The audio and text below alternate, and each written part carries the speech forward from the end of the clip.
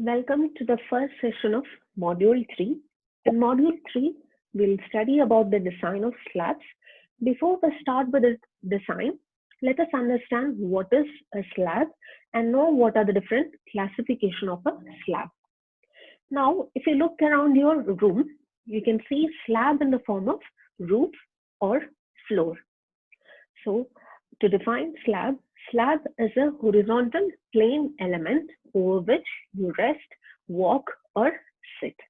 To technically define, a slab is a two-dimensional plane element having depth very small compared to its other two dimensions, which is length and width. The slab is always assumed to carry uniformly distributed load. So as you see in this diagram, the slab is usually supported with a beam or a column, or in some cases, a masonry wall is used to support a slab. Now let us see what is the significance of slab in a building. So if you consider a building as a whole, you have different structural components like slabs, beams, columns, footings. Now slabs carry all the dead load and live load which is acting on it, and then this dead load and the live load is further transferred to the beams over which it is supported. Now from the beam, this load is further transferred to the columns, and through the columns it reaches the footing and eventually to the ground. So slab carries all the dead load and live load, and which is further transferred to the beams over which the slab is supported. From the beam, the load is further transferred to the column and then to the footing and eventually to the ground. Talking about the classification of slabs, slabs can be classified into one-way slab, two-way slab, flat slab, and grid slab. So in this module, you will be designing one-way slab and two-way slab. To talk about the difference between one-way slab and two-way slab, you have many differences, but the major condition based on which you classify it into one-way slab and two-way slab is the value of the ratio of longer span to the shorter span. Now, always in a slab, the longer span is denoted by Ly and the shorter span can be denoted by Lx. Now, in the cases where you get the value of ratio of the longer span to the shorter span greater than or equal to 2, in such cases you call it as a one-way slab. And in the case where the value of longer span to the shorter span ratio is lesser than 2, you call the slab as two-way slab. So in the case of one-way slab, it is mostly supported on two opposite sides. And in the case of two-way slab, it is mostly supported on all four sides.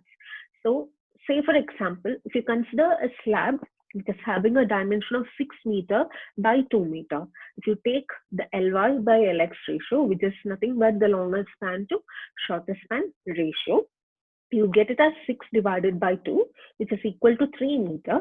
And since it is greater than 2, it falls under the category of one-way slab. And in the case of two-way slab, let us consider an example of a slab which is of size 3 meter by 2 meter. Now, in this case, when you take the ratio of longer span to the shorter span, you get it as 3 by 2, which is equal to 1.5, and that is less than 2, so we call it as a two-way slab. So this is the important condition based on which you classify it as a one-way or a two-way slab. Now let us discuss what are the other important differences between a one-way and a two-way slab. So as you see in the diagram here, the one-way slab is usually supported on two opposite sides. So here you can see the beams provided on two opposite sides. And when it comes to the case of two-way slab, you can see it is supported on all the four sides with beams. Now coming to the examples of one-way and two-way slabs, chedja or a sunshade and veranda can be an example for one-way slab. And two-way slabs are usually seen in the case of multi-storied or tall structures. Moving to the next difference between the one-way and two-way slab. Now coming to the one-way slab, say for example, take a book. Now hold the two opposite sides of the book tightly. Imagine the book as a slab and you are tightly holding or supporting the two opposite sides. Now, when a load is applied on the slab towards the center, you can see the slab bending in one direction. So here the bending occurs only along one direction. So this is in the case of one-way slab. So the same thing happens in the case of one-way slab. So here the slab is supported on two opposite sides, and when the load is applied, the slab bends along one direction. Now, when it comes to the case of two-way slab, when you talk about the two-way slab, here all the four sides are supported or fixed.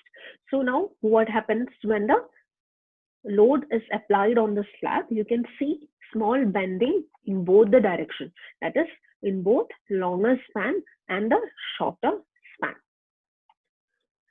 Now coming to the next difference. Now here when you consider the bending moment, since the one-way slab bends only along one direction, here as we said in the previous case, here when the load is applied, you can see that the one-way slab bends only in one direction.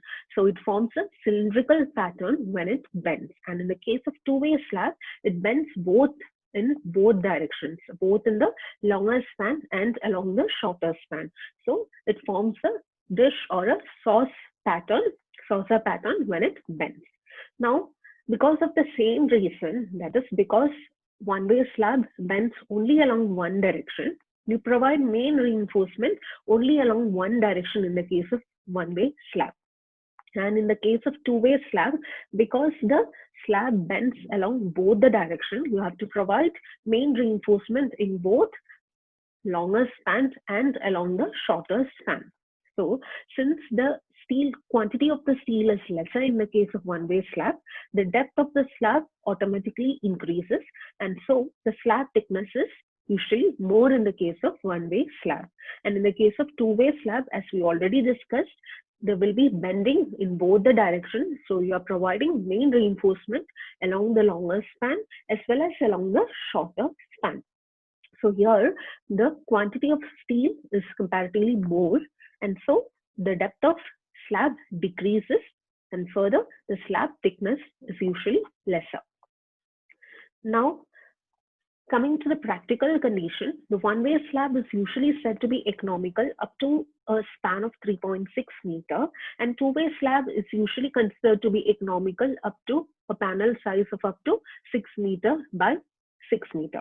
So usually the major classification or differentiation of one-way and two-way slab is done based on the initial condition, that is based on the value of ratio of longer span to the shorter span. Now there are certain other conditions based on which you usually choose the type of slab, choose between the one-way and the two-way slab. They are economy, loading condition, and the span. Coming to the next two different types of slabs, next classification of slabs, they are flat slabs and the grid slab.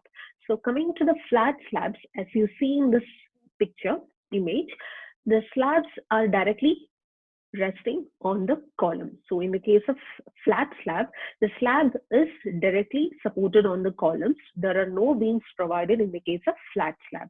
So it is usually provided, flat slabs are usually provided in the cases where you need to increase the floor height and you need to permit larger amount of light inside the room. And coming to the grid slab, in the case of grid slab, you can see both the beams and columns are provided for the grid slab to support the grid slab. But in the case of grid slab, the columns are usually provided on the periphery of the hall. Say for example, in the case of auditoriums or halls, etc. So that is all about the definition and classification of slabs. In the next class, we'll discuss about the design consideration of slabs and start with a problem.